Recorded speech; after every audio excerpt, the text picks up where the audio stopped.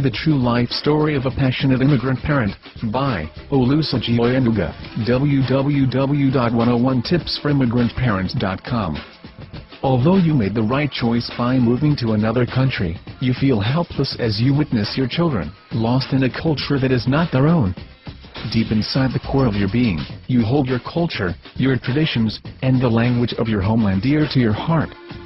Your children are your heritage, and it is crucial that they are familiar with their true identity. We know exactly how you feel, and our desire is to help you achieve the desire of your heart, which is to pass on your culture and your language to your children. Does any of the following relate to you? Your kids were born in a foreign country or brought to a foreign country at an early age. Your kids do not understand nor speak your heritage language. Your kids do not understand nor appreciate your culture. Discover how to have your English-speaking child understanding and speaking your heritage language in only a few short days. We will help you to creatively pass on your heritage language with fun and ease.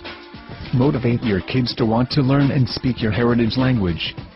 Start and run a successful heritage language school in your own community, if you want to. Visit www.101tipsforimmigrantparents.com to discover all the details.